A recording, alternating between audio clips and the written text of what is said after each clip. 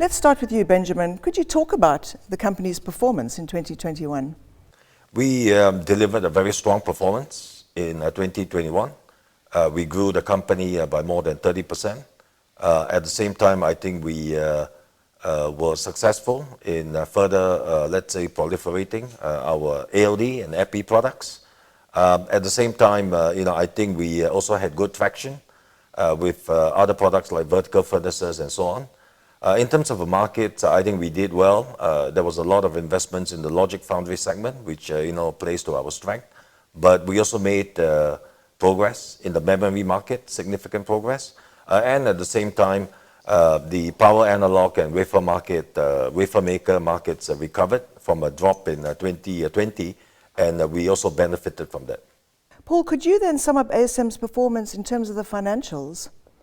Yes, so in terms of financial performance, as Benjamin already said, we had strong top-line growth, 34% for the group, and equipment only was close to 40%, 38%. We had a moderate margin expansion from 47 to 48%, which was positive.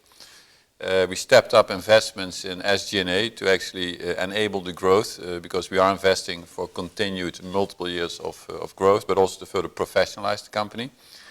We stepped up investments in R&D, which is our lifeline.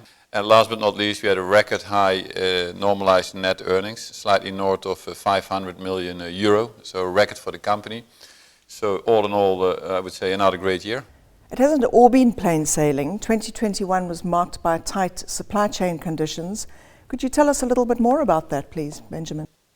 First of all, I think we are seeing, demand outstripping supply.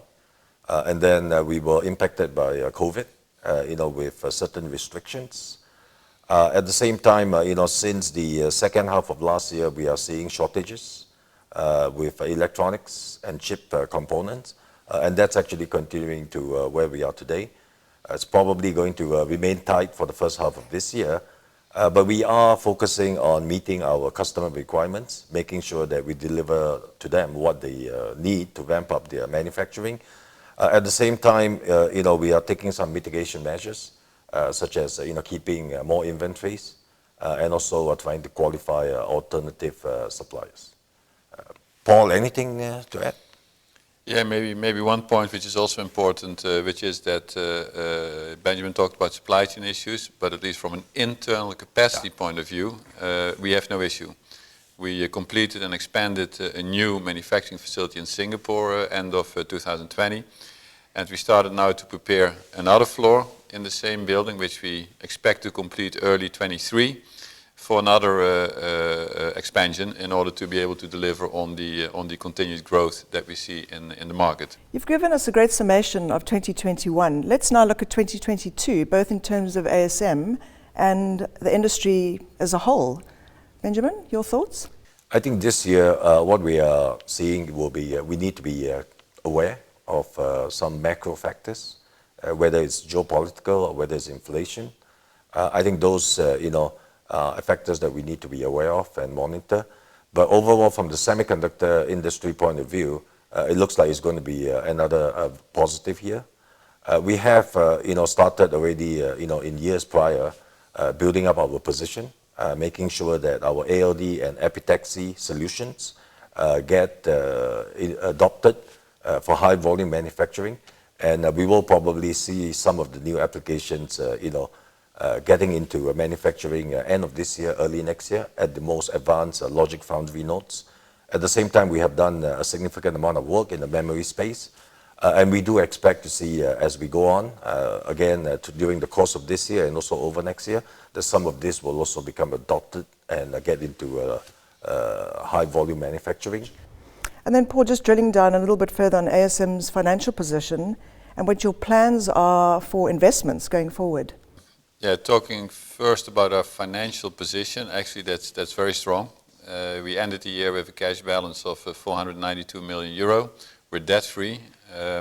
We had a free cash flow which was double, more than double actually, compared to 2020, despite strong increase in working capital due to revenue growth and strong increase in tax payment. So despite all of that, we still doubled free cash flow. Our priority for investments will be growth. I mean, our strategy is growth through innovation. At the same time, we are also increasing our return to shareholders. We increased dividend by 25% year on year, so from €2 per share to €2.50 per share. We announced a new share buyback program, which is part of our policy that any excess cash will be returned to shareholders. So, overall focus on growth and excess cash will be returned to shareholders. You also ramped up your sustainability focus in 2021. Could you tell us a little bit more about what ASM is doing in that regard? In terms of sustainability, we focus on a couple of things, including planet and people. In terms of the environment, last year in September, we announced our aim to become a net zero emission by 2035.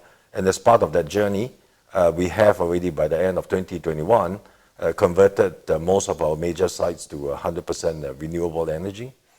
In terms of people, which are our biggest assets, we have defined new values or introduced new values of we care, we innovate, we deliver, to try to create a more inclusive and diversified workplace where everybody can be happy and proud of. And at the same time, in terms of gender diversity, we have set a target for ourselves to increase from 15% to 20% the female population by 2025.